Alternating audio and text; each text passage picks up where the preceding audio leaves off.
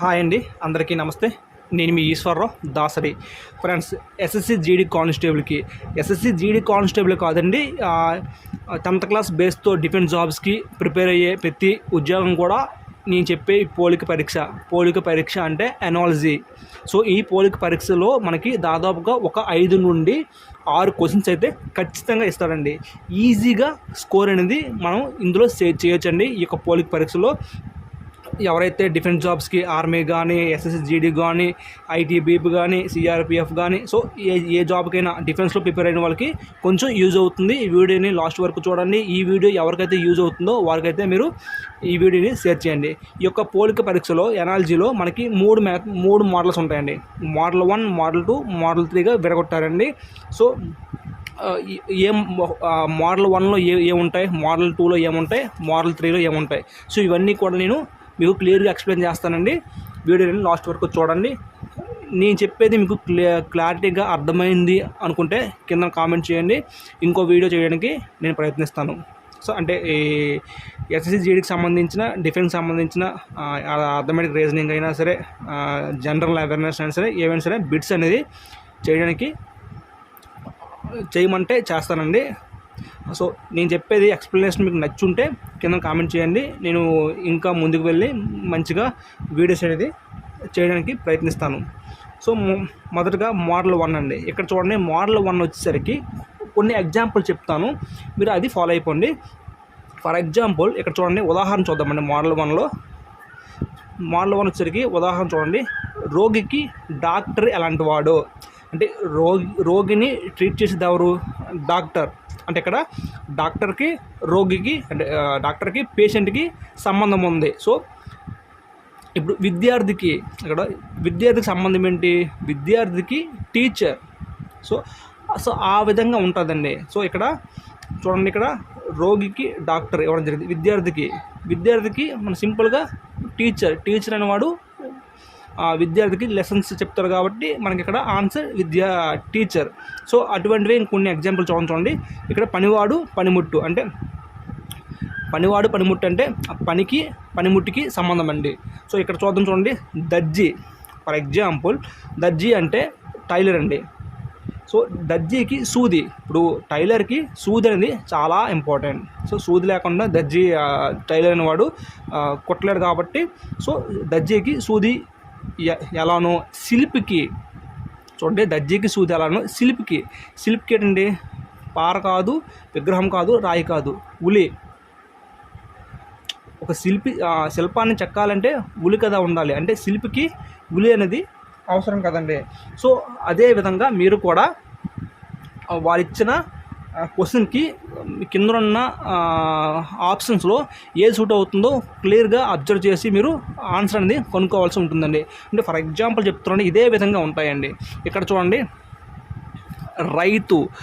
రైతుకి ఏం అవసరం? నాగలి అవసరం. చూడండి, రైతుకి ఏం అవసరం? నాగలి అవసరం. మరి డాక్టర్కి ఏం అవసరం అండి? స్టెథోస్కోప్. ఇక్కడ ఆప్షన్లు ఏమి ఇవ్వడం జరిగింది? డబ్బులు, దుస్తులు, స్టెథోస్కోప్, బిల్డింగు. సో ఇవన్నీ అవసరమే, కానీ మెయిన్గా అనేది స్టెథోస్కోపే కదా. ఇప్పుడు డాక్టర్కి డబ్బులు అవసరమే, దుస్తులు అవసరమే, బిల్డింగ్ కూడా అవసరమే. కానీ ఇక్కడ ఇచ్చిన దానికి చూడండి, రైతుకి ఏం అవసరం? నాగలి. రైతు దున్నాలంటే ఖచ్చితంగా నాగలి అనేది ఉండాలి. సో ఇక్కడ డాక్టర్కి ట్రీట్మెంట్ చేయాలంటే స్టెథోస్కోప్ అనేది ఖచ్చితంగా ఉండాలి. సో ఇది ఈ విధంగా రిలేటివ్గా మనం ఆలోచించాల్సి ఉంటుంది. ఇంకో సెకండు, ఇప్పుడు మనకి పనివాడు పనిముట్టు అయిపోయింది కదా. నెక్స్ట్ ఉద్యోగం, కార్యాలయం. సో ఆ విధంగా ఎగ్జాంపుల్స్ ఉంటాయని మీకు చెప్తున్నానండి. ఇక్కడ ఉద్యోగం అంటే ఎంప్లాయీ, కార్యాలయం అంటే ఆఫీస్ అండి. సో ఇక్కడ చూద్దామండి, ఫ్యాక్టరీకి కార్మికుడు.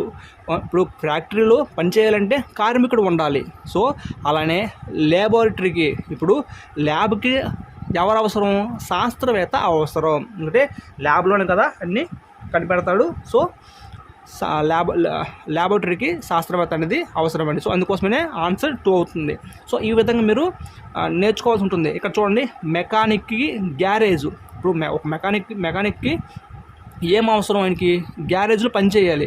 సో ఇక్కడ క్వశ్చన్ ఆన్సర్ ఇక్కడ ఇవ్వడం జరిగింది. దీనికి సంబంధించిన రిలేటివ్గా ఇక్కడ ఆల్రెడీ ఆన్సర్ ఇవ్వడం జరిగింది. క్వశ్చన్ మనం ఎంచుకోవాలి. ఇక్కడ చూడండి, పార్లర్ అనేది ఎక్కడ ఉంటుంది చూడండి, ఇక్కడ డ్రైవర్ ఇవ్వడం జరిగింది, గుమస్తా ఇవ్వడం జరిగింది, ఆఫీసర్ ఇవ్వడం జరిగింది.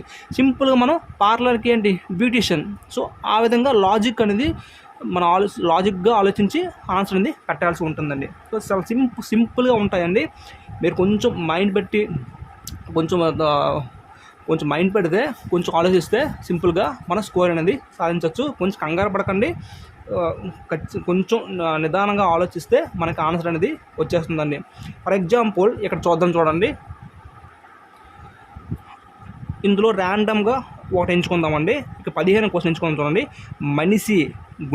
మనిషికి గుండె అనేది అవసరం కదండి. అలాగే కారుకి ఏం అవసరం?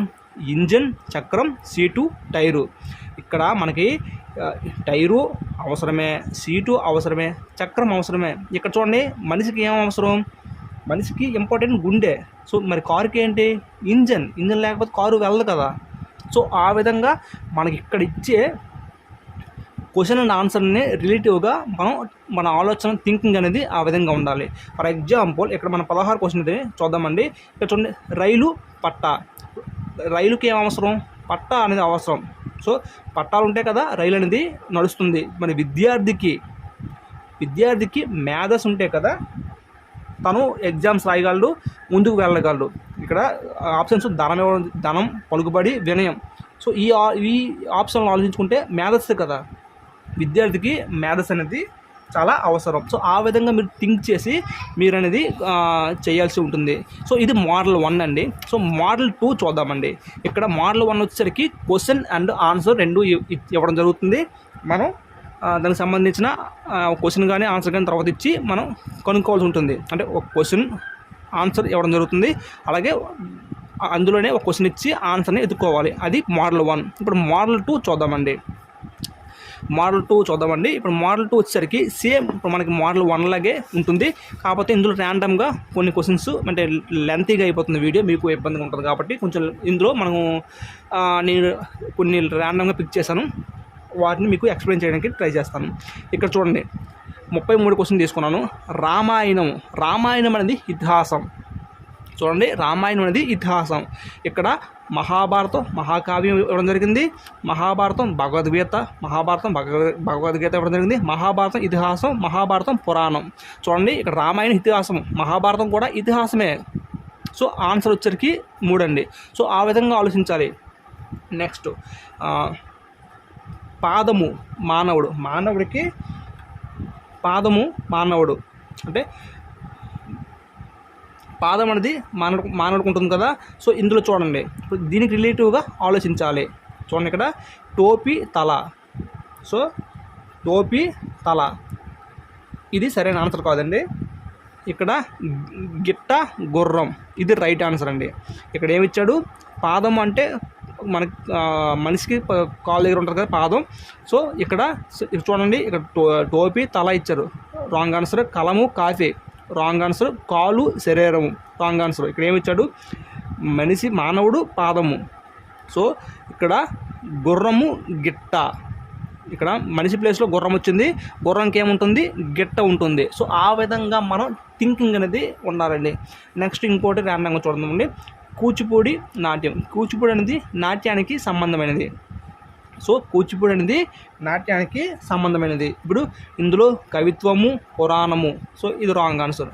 నాటకము, నటన, రాంగ్ ఆన్సర్. గేయము, పాట, రాంగ్ ఆన్సర్ అండి. ఇక్కడ చూడండి, అయస్కాంతము, భౌతిక శాస్త్రము. సో మనకి రిలేటివ్గా కనిపించాలండి. సో 4వది రైట్ ఆన్సర్ అండి. సో ఇదండి. ఇప్పుడు మోడల్ 3 చూద్దామండి. మోడల్ 1, మోడల్ 3 అనేది సేమ్ యాజ్గా ఒకేలా ఉంటుంది. ఇప్పుడు మోడల్ 3 వచ్చేసరికి మనకి ఆల్ఫాబెట్స్ అండి. ఇది చాలా సింపుల్గా ఉంటుందండి. ఇందులో మ్యాక్సిమం ఈ ఆల్ఫాబెట్లో మనకి 2 క్వశ్చన్స్ అనేది ఖచ్చితంగా ఇస్తారండి. సో ఈ యొక్క పోలిక పరీక్షలో ఆల్ఫాబెట్లు అనేది చాలా ఎక్కువ వస్తాయి, కానీ పోలిక పరీక్షలో ఖచ్చితంగా 2 అనేది మనకి 2 క్వశ్చన్స్ అనేది ఇచ్చే అవకాశం ఉంది. సో ఎవరైతే అభ్యర్థులు ఉన్నారో కొంచెం ఇందులో మంచిగా స్కోర్ అనేది చేయొచ్చు. ఇప్పుడు మనం ఫర్ ఎగ్జాంపుల్ చెప్తాను చూడండి. ఇక్కడ మనం ముందుగా మన ABCD ఆల్ఫాబెట్స్ అనేది మనం మీ యొక్క రఫ్ నోట్బుక్లో రాసుకోవాల్సి ఉంటుందండి. నేను రాస్తాను చూడండి. ఓకే ఫ్రెండ్స్, మనం ఏబిసిడీస్ ఆల్ఫాబెట్స్ అనేది మీ యొక్క రఫ్ పేపర్లో కొంచెం నోట్ చేసుకోండి. ఇప్పుడు ఫర్ ఎగ్జాంపుల్ ఇప్పుడు చూద్దాం, ఇక్కడ ఈజిఐకే చూడండి.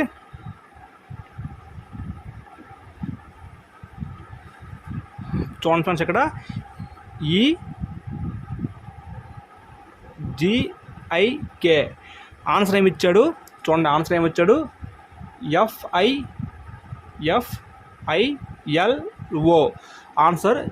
ఈజిఐకేకి ఎఫ్ఐఎల్ఓ ఆన్సర్ అనేది ఇవ్వడం జరిగింది. ఇప్పుడు మనకు ఒక క్వశ్చన్ అయితే ఇవ్వడం జరిగింది. ఆ క్వశ్చన్ ఏంటి? ఎఫ్హెచ్జేఎల్. దీనికి మనం ఆన్సర్ అనేది కనుక్కోవాలండి. సో ముందు మనం దీనికి ఈ క్వశ్చన్కి ఈ ఆన్సర్ ఎలా వచ్చిందో మనం కనుక్కోవాలండి. సో అది చాలా ఇంపార్టెంట్ అండి. ఇప్పుడు చూడండి, ఇక్కడ ఈ తర్వాత ఎఫ్ వచ్చింది, ఇక్కడ ఈ తర్వాత ఎఫ్ చూడండి, ఈ తర్వాత ఎఫ్ వచ్చిందంటే +1 అండి. అర్థమవుతుంది కదండి. ఇక్కడ ఈ తర్వాత ఇక్కడ ఎఫ్ వచ్చింది కదా, ఇక్కడ ఈ తర్వాత ఏముంది? ఎఫ్ +1. నెక్స్ట్ జీ తర్వాత ఐ వచ్చిందండి. జీ తర్వాత చూడండి, జీ తర్వాత హెచ్ రావాలి కదా. సో ఐ వచ్చింది అంటే ఎంత? +2 అండి. నెక్స్ట్ ఎంత? నెక్స్ట్ ఐ తర్వాత మనకి చూడండి, ఐ తర్వాత జే కదండి, కానీ మనకేం వచ్చింది? ఇక్కడ ఎల్ వచ్చింది అంటే 1 2 3. సో +3 అండి. మీకు అర్థమైంది అనుకుంటున్నానండి. నెక్స్ట్ కే తర్వాత మనకి ఓ వచ్చిందండి. కే తర్వాత మనకి ఓ వచ్చిందండి. కే తర్వాత ఇక్కడ ఏముంది? ఎల్ ఉంది. యాక్చువల్గా మనకి ఓ వచ్చిందంటే అంత 1 2 3 4 అండి. అంటే మనకి +4 వచ్చిందండి. సో ఇప్పుడు దీన్ని మనం ఈ ఆన్సర్ చేద్దాం. చూడండి, మీకు అర్థమవుతుంది అనుకుంటున్నానండి. అర్థమైతే కిందన వీడియోకి లైక్ చేసి కామెంట్ అయితే చేయండి. ఇప్పుడు చూడండి, ఎఫ్ మనకి ఎఫ్ ఎంత? ఇక్కడ ఈ ఒకటి కదా, ఒకటి ప్లస్ చేయాలి. ఇప్పుడు ఎఫ్ ఎక్కడ ఉంది? ఎఫ్ పక్కన ఏముంది? జీ ఉంది. సో నెక్స్ట్ హెచ్కి ఎంత కలపాలి? 2 కదండి. హెచ్ 1 2 జే. నెక్స్ట్ ఇక్కడ జేకి ఎంత కలపాలి? 3 కలపాలి. జే ఎక్కడ ఉంది? 1 2 3 4. సారీ, జే కదా, 1 2 3 ఎం కదా. నెక్స్ట్ ఎల్కి 4 కలపాలి కదా, 1 2 3 4 అంటే పి అండి. ఆన్సర్ జీజేఎంపి. ఇదిగోండి ఆన్సర్ జీజేఎంపి. సో ఆ విధంగా మనం క్వశ్చన్స్ అనేది ఈ యొక్క పోలిక పరీక్షలో మనం సింపుల్గా ఆన్సర్ అనేది చేయొచ్చు. సో ఇంకొంచెం టఫ్గా ఉంది, ట్రై చేద్దామండి. సో వీడియోని లాస్ట్ వరకు చూడండి, అక్కడ కూడా మిస్ చేయకండి. సో ఎవరైతే వీడియో చూస్తున్నారో వీడియోని ఇస్తే మాత్రం లైక్ అయితే చేయండి. ఇప్పుడు ఇంకో క్వశ్చన్కి మన ఆన్సర్ అనేది చేద్దామండి. సో ఇప్పుడు రెండో క్వశ్చన్కి ఆన్సర్ అనేది చేద్దామండి. ఇక్కడ చూడండి, QDXM దానికి ఆన్సర్ ఏమి ఇచ్చాడు? SFYN. సో ఇది ఈ క్వశ్చన్కి ఆన్సర్ ఇది. ఇప్పుడు మనకి ఇక్కడ క్వశ్చన్ అనేది ఇవ్వడం జరిగింది. ఇప్పుడు మన ఆన్సర్ అనేది మనం కనుక్కోవాలి. సో ఇప్పుడు మనం ఈ క్వశ్చన్కి ఆన్సర్ అనేది ఎలా వచ్చిందో చూద్దామండి. ఇక్కడ ఏమిచ్చాడు? QDXM కదండి. ఆన్సర్ వచ్చేసరికి SFYN. ఇది ఆన్సర్ కదండి. ఇప్పుడు దీనికి ఆన్సర్ ఏ విధంగా వచ్చిందో మనం అనేది చెక్ చేద్దామండి. క్యూ తర్వాత ఎస్ వచ్చింది కదా, ఇప్పుడు క్యూ ఎక్కడ ఉంది? ఇదిగోండి. అంటే ఆర్ అంటే 1 2 అంటే మొదటిది +2. నెక్స్ట్ డి తర్వాత ఎఫ్ వచ్చింది, ఇదిగోండి డిఈఎఫ్ 1 2. నెక్స్ట్ కూడా 2 ప్లస్ చేయాలి. నెక్స్ట్ ఎక్స్ తర్వాత ఏమొచ్చింది? వై వచ్చింది. సో ఇక్కడ +1. ఎక్స్ తర్వాత +1. నెక్స్ట్ ఎం తర్వాత ఎన్ వచ్చింది, ఎం తర్వాత ఎన్, ఇది కూడా +1. సో ఓకేనా, మీకు అర్థమైంది అనుకుంటా. ఇప్పుడు మనం క్వశ్చన్ అనేది చూద్దామండి. ఇప్పుడు క్వశ్చన్ ఏమి ఇచ్చాడు?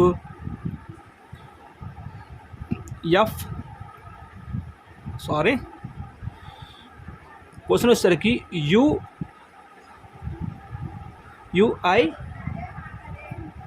జెడ్. సో ఇప్పుడు మనం దీనికి ఆన్సర్ అనేది చూద్దామండి. ఇప్పుడు దీనికి ఆన్సర్ వచ్చేసరికి యూ తర్వాత మనకి 2 కదా, యూ తర్వాత 2 అంటే VW, మనకి మొదటి W, I తర్వాత 2 కదా, K వస్తుంది. నెక్స్ట్ O తర్వాత 1 కదా, P వస్తుంది. నెక్స్ట్ Z తర్వాత 1 కదా, Z తర్వాత 1 కదండి. ఇప్పుడు ఏమొస్తుంది? సో ఏ కదా వస్తుంది. Z తర్వాత నెక్స్ట్ అక్షరం ఏ కదా, సో మనకి ఏ వస్తుంది. అలా కన్ఫ్యూజ్ అవ్వకండి. సో మీకు ఆన్సర్ వచ్చేసరికి WKP. ఇదిగోండి WKPA. ఇదిగోండి మీకు చూపిస్తాను. ఆన్సర్ వచ్చేసరికి WKPA. ఇప్పుడు ఈ రెండో క్వశ్చన్కి ఆన్సర్ అనేది సరిపోలేదో మనం ఇక్కడ ఆన్సర్లో చూద్దామండి. సో ఇక్కడ ఇదిగోండి రెండో ఆన్సర్ వచ్చేసరికి 4వది. సో సరిపోయింది కదా మనకి WKPA. సో ఆ విధంగా మీరు ఈ యొక్క పోలిక పరీక్షలో సింపుల్గా స్కోర్ అనేది సాధించవచ్చండి. సో ఈ యొక్క పోలిక పరీక్షలో ఇంకా డెప్త్గా కావాలంటే కింద కామెంట్ చేయండి, మీకైతే ఎక్స్ప్లెయిన్ అయితే చేస్తారని. నెక్స్ట్ భిన్న పరీక్ష గురించి నెక్స్ట్ వీడియోలో ఉంటుందండి. సో ఈ యొక్క ఆల్ఫాబెట్స్లో కొంచెం కష్టతరమైనవి ఉంటాయి. సో అవి కూడా మీకు ఎక్స్ప్లెయిన్ చేయాలి అనుకుంటే కిందన కామెంట్ చేయండి, అలాగే వీడియోకి లైక్ చేయండి. ఆ యొక్క ఎక్స్ప్లెనేషన్ ఇస్తే మాత్రం ఖచ్చితంగా వీడియోని లైక్ అయితే చేయండి. థ్యాంక్ యూ ఫ్రెండ్స్, అందరికీ ఆల్ ద బెస్ట్.